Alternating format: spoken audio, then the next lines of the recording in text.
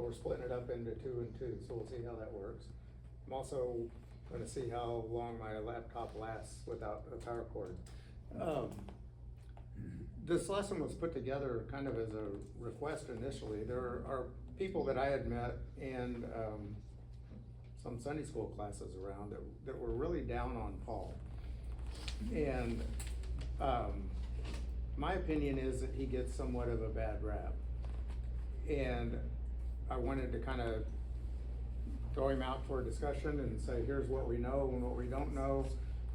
He was essentially a man of his time, and I think we blame Paul for a lot of the problems that society had. And if we're going to try to ignore Paul completely, we end up throwing away 2/3 to 3/4 of the New Testament, and it's very easy to throw the baby out with the bathwater. There's a lot of good things that Paul did, a lot of good things that Paul talks about, and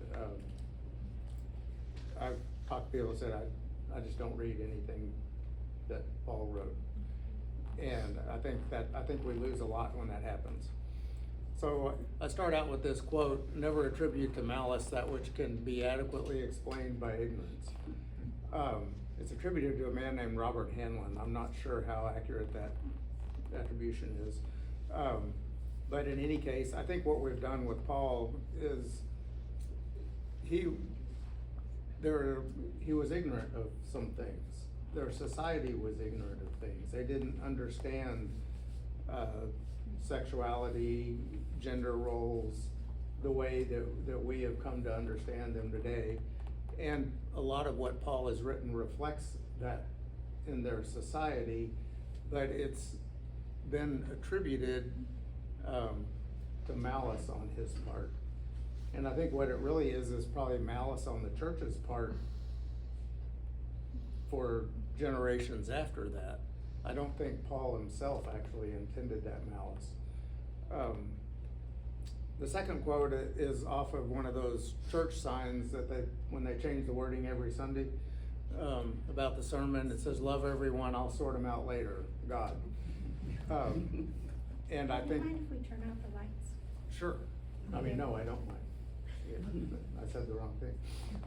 People will be able to see that. Yeah. Yeah. It kind of fades there. And anyway, I think that has always been kind of my philosophy on how we should approach religion anyway, is this idea that we love everybody. I've got enough problems with my own life and my own sins to be worrying about yours. And leave the rest of it up to God. So that's kind of where I wanted the basis of where we're going to go with Paul here. We're going to start out with more of a history lesson than a theological lesson.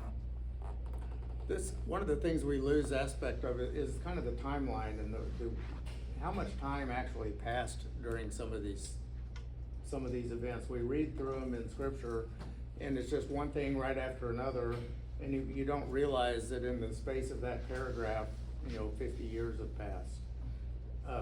2 generations have gone by, 3 generations sometimes. And there are some things we know, and a lot of these, you'll see date ranges on it. These are the best guesses from many scholars. About the only date that we really are really confident of is they're fairly confident that Christ was crucified in the year 30.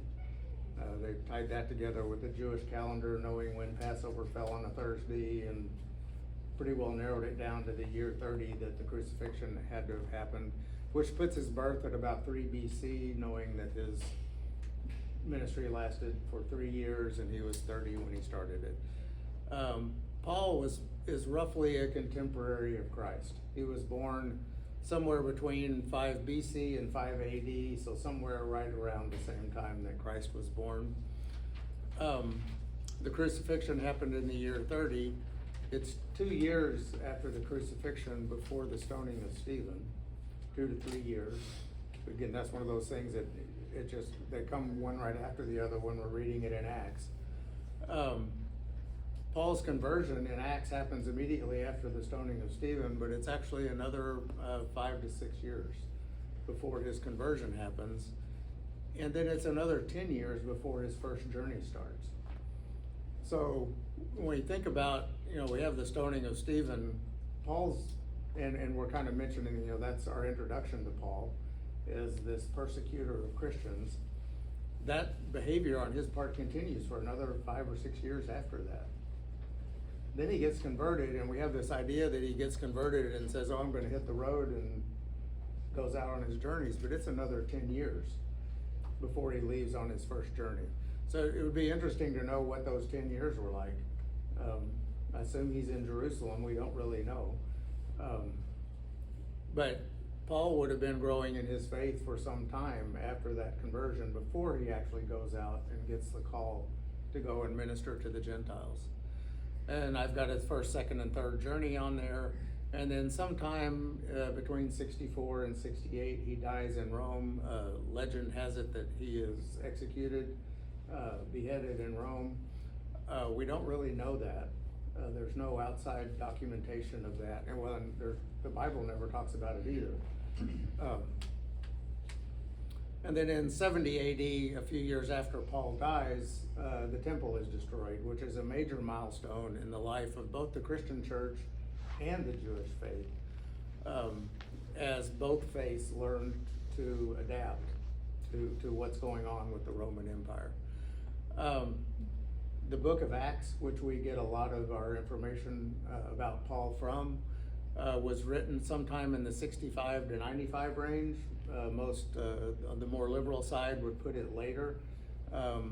Most scholars think it's probably in the mid-70s that it was written. The thing to realize, though, is the events that Luke is talking about, by the time Luke writes them in Acts, they're 50 years old. 40, well, not that old, 30, 40 years old. It's been a while. This is not like it happened, like he's writing it. And as we look at what we have written in the Bible, when we look at Paul's letters, many of them are much older than Luke, Acts, or Matthew, or any of the Gospels. So Paul's letters were written first. If we go here and kind of look at the zoom in on Paul's missions, we can kind of see what time span his missions happened. These are some guesses as to when many of the books were written. Galatians is questionable there. Many theologians believe that 1 Thessalonians was actually the oldest book in the Bible, and that Galatians was also written during his second journey sometime after that. And then we have a number of other letters that were written when he was imprisoned afterwards. So thinking about the timing when we're reading this sometimes becomes a challenge, because we're thinking we're experiencing something, and we're looking at Paul's letters and what he said about his, when he's writing to the Corinthians or the Thessalonians, and what he's writing much earlier than the story we get in Acts, the version of it that we're going to get later. So just to try to keep those timelines in order, we may jump back and look at this again. The other thing to realize is, what did this society look like? This is the Mediterranean Sea. That's the big white blob in the middle. If you're having trouble visualizing it, it's Africa down below, Europe up top. The dark red is the extent of the Roman Empire. And this was about where the extent would have been. This is in 117 AD. It hadn't expanded a whole lot since the time of Christ. So roughly during Christ's life, Paul's ministry, this is essentially what the Roman Empire had looked like. Things to notice here are that it doesn't really cover the top of the Black Sea up here. So as you're moving around, as things are happening in the Roman Empire and transportation is happening, it really wouldn't have been safe to walk around the northern part of the Black Sea. You would have been exiting the extent of the Roman Empire. So they did a lot of sea travel, or they would come in across Asia Minor, what we would today call Turkey. And the major breadbasket, if you will, of the Roman Empire was down here in the Nile Valley and over here in the Tigris-Euphrates area. And there was a lot of transportation going from here to get over to the western part of the empire. And that traffic had to flow. They didn't really like going across wide open areas of sea. Their navigation wasn't that great. Storms would come up and blow you off course. They didn't mind hugging the coast or jumping across this where there's all the islands here in the Aegean. But walking wise, they would tend to, if you're gonna travel by land, you would come across here, maybe load into a boat. This would be a really good spot to do that, and interestingly enough, that's about where Ephesus is. So the city of Ephesus is here, the city of Corinth is here. There would be a lot of sea traffic that would come across here and then on up into the rest of the Roman Empire. So these are major trade routes through here. This is when we read Galatians. The Galatia is really an area, it's not a city or a country. And it's this area here in kind of central Turkey. So all of these areas that Paul was dealing with were major traffic routes. And these ended up being the cities of Ephesus and Corinth ended up being very metropolitan type of cities. I always said it was kind of like if you took New Orleans and crossed it with Las Vegas or something. You got a major port, lots of different cultures, diverse culturally, diverse economically, diverse religiously. A lot of what we think of as the melting pot of our country today was existing in these cities, and they were big cities for their days. 200,000-300,000 people. Very diverse, slaves from slaves to wealthy, all mixed together in this society with all the different religions. Lots of, is that me? No. Lots of different things going on in the community that would have been very interesting from a religious point of view and very interesting for Paul to have to deal with, and the Roman Empire is trying to deal with all of this. So just a whole lot of things going on in many of these cities. Wanted to show you something if I can. Let's see how this works.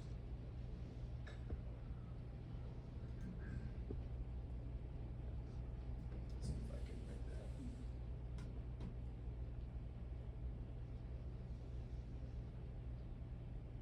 Where's the mouse? There it is. Put that.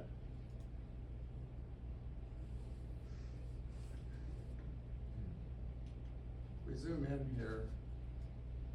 We're zooming in on what we now think of as Greece. And what gets interesting is this little isthmus right here.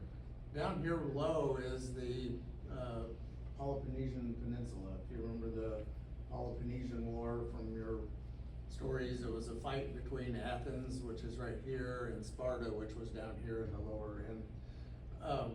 They were connected by this really narrow isthmus, and you can sail from here, and then to try to avoid going around the Peloponnesian Peninsula, they would bring their ships into this isthmus and unload them and carry the goods, and many times carry the ship across this isthmus and relaunch it here and then continue on their journey. It's like a canal, and today there actually is a canal there. But at the time it was a road. And the city of Corinth sits on that road. So it was a major port for this transport coming through. So they're coming from Ephesus is right up in this area. So they would sail across here, unload the boat, carry the boat across this road. It's about 3 miles across this isthmus and relatively flat. And relaunch it again. Again, bringing in this, a lot of commerce, very diverse communities going on through these two big cities, Ephesus and Corinth, which Paul had relationships with. So just a lot going on.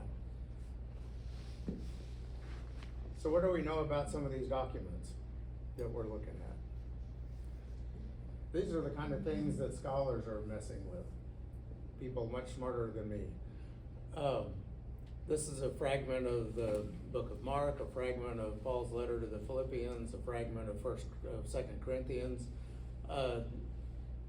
And they've collected all of these fragments and they're trying to figure out what people said. We don't have the original documents of anything. All we have are fragments of copies of copies of copies. Paper was very expensive, so they tried to save space as much as possible. They would do that by not putting punctuation in their writing. They would not put spaces in the writing. They would write all the way over to the margin. There's no paragraphs, there's no carriage returns. In many cases, there were no vowels. They would just write the consonants and leave it up to the reader to figure out where the words were and where the vowels needed to be. And as you can see, they're not nice, neat.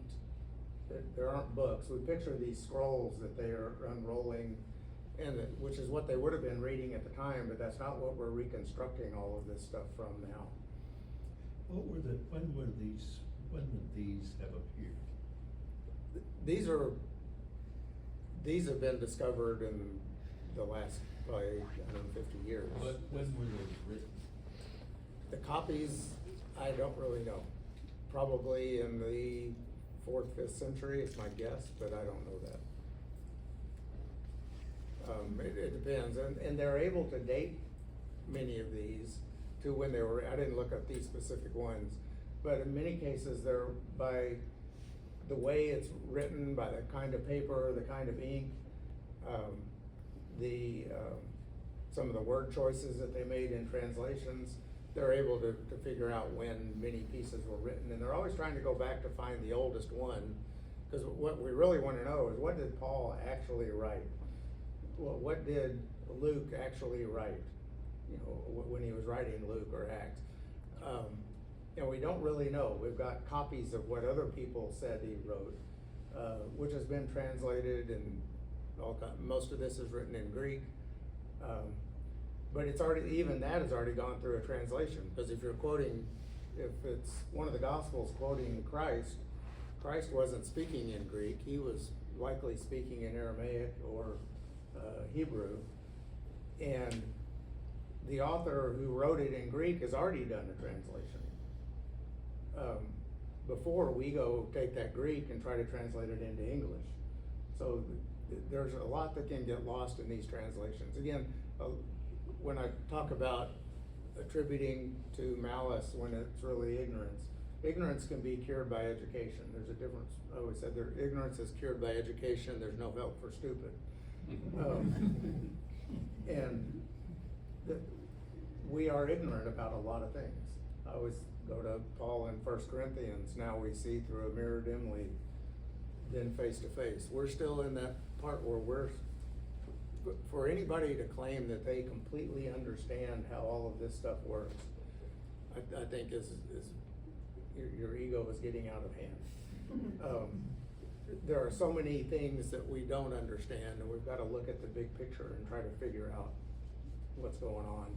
And to blame Paul in this, to pick a person and say he's the problem, I think we lose a lot. So what do we actually know about Paul? Let's jump forward to there. So we have a lot of different things that we know about Paul.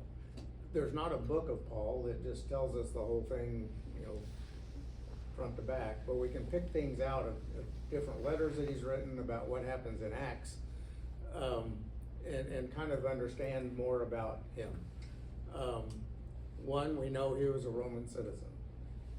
That ends up playing a very important role in his life as he's getting arrested and persecuted and imprisoned.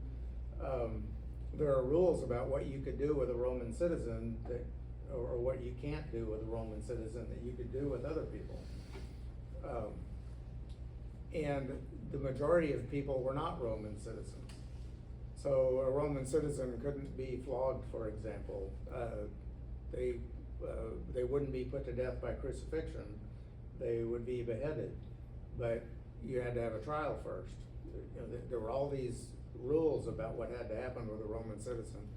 And Paul takes advantage of that at many times. When he does get arrested, he'll say, hey, you know, by the way, did you know I was a citizen? And they're like, and it's weird reading it. They never ask for his papers. You know, I don't know how you prove you were a Roman citizen. It appears you would just say I am, and there were severe penalties for claiming you were when you weren't.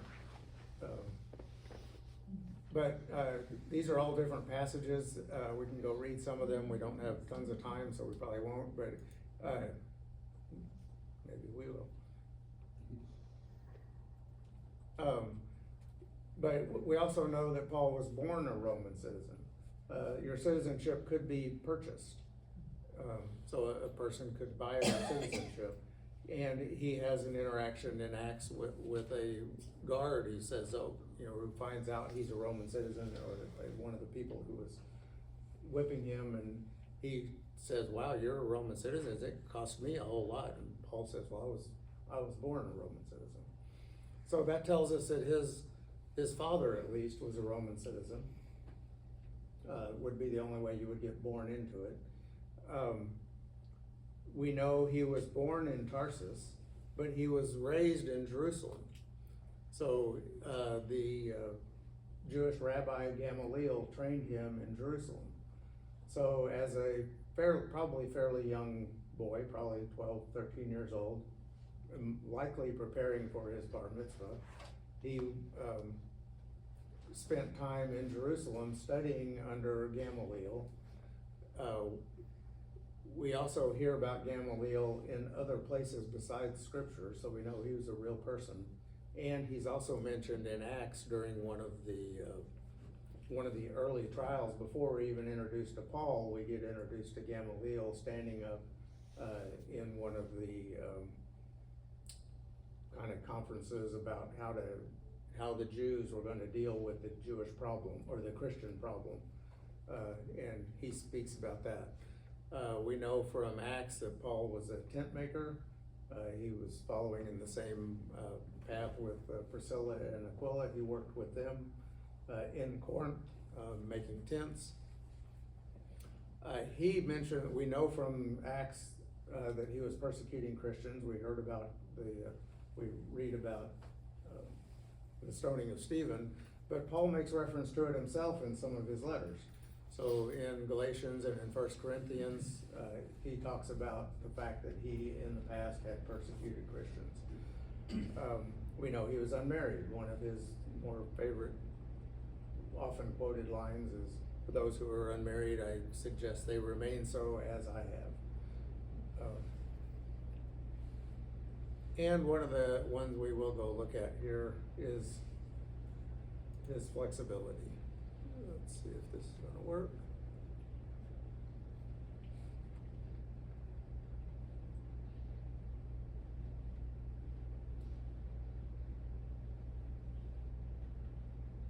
There we go. Stop. For though I am free with respect to all, I have made myself a slave to all, so that I might gain all the more. To the Jews I became as a Jew in order to gain Jews. To those under the law I became as one under the law, though I myself am not under the law, so that I might gain those under the law. To those outside the law I became as one outside the law, though I am not outside God's law, but am within Christ's law, so that I might gain those outside the law. To the weak I became weak, so that I might gain the weak. I have become all things to all people, that I might by all means save some. So, what is he saying here? Chameleon. He's going to do whatever he needs to do. He's not changing his message. The message remains consistent. But he's changing how he delivers his message depending on who his audience is. He meets them where they live. Very good. I like that. What you saying? He meets them where they live. Yeah, I was gonna say too, it shows the radicalness of the Christian message in the first century. that it was a message for all, Yes. outside of tribalism, etc. And Paul's very big on that, this idea that it's for everyone, it's not just for the Jews. So when it, to the Jews, I became as a Jew. Well, he's a very good Jew. Paul never gives up his Jewishness. Was trained under Gamaliel, so he's a very well-educated, and as a Roman citizen, he would have been literate. So very well-educated Roman citizen, Jew, scholarly, knowledgeable. So I can see, verse 20, to the Jews I became as a Jew, that makes a lot of sense. To those under the law, I became as one under the law. What's the difference between that and a Jew? Anybody? There were a lot of followers in Christ's time and followers of Paul who never actually took the leap and became Jewish. They didn't convert. In the male world, they didn't get circumcised. But for all practical purposes, they were following the law. So they are like Jews in every sense of the word, except they haven't actually made that step of conversion. So that's what Paul is talking about to those under the law.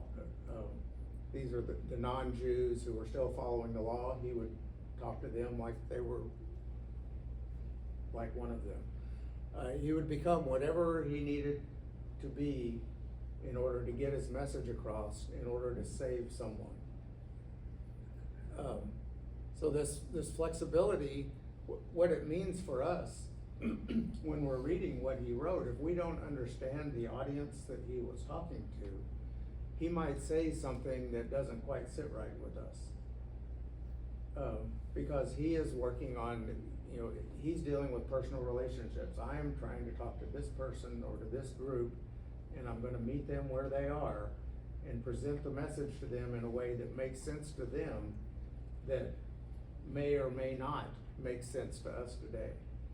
And so I think understanding the context of what Paul is living in is important for us to understand what the message is for us today. Any questions on this? This is one of my favorite passages in reading about Paul and understanding what I don't understand. Was he alone? Did he have people? Was he one man out there No, carrying this, or were there others traveling, believing the way he believed? He almost always had other people with him. So he travels with Timothy, and we'll get to it here in a minute, or maybe next time. The author of Luke ends up traveling with him. The author of Acts and Luke. So we call him Luke, I don't know what his name is. About halfway through the book of Acts, it changes from third person to first person. Instead of they did this, they did that, Paul did this, then we went here and we did this and we did that. So we know that author was traveling with Paul for the entire rest of apparently his life. We don't, throughout the end of Acts anyway. Barnabas travels with him. He's always meeting with like Priscilla and Aquila in Corinth. So there's always other people in the community involved in these travels.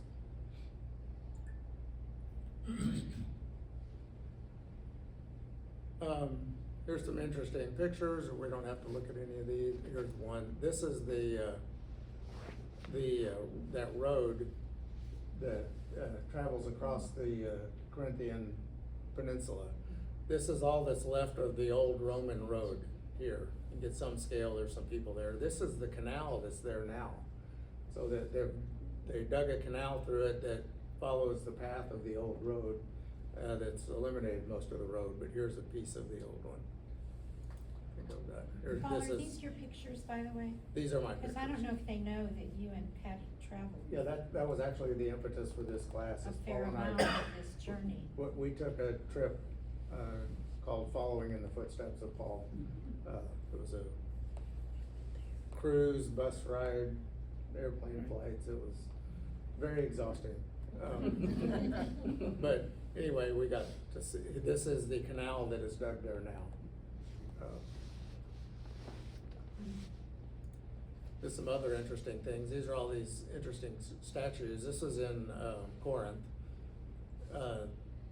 Notice all the statues don't have heads on them. Anybody know why? They fell off? When they would have an election and somebody new would get elected, instead of carving a whole new statue, they would just carve a head. And the statue had a little socket in it, and the heads had little, and they would just pop the head off and put a new head on it. And so as they've survived, as things fell into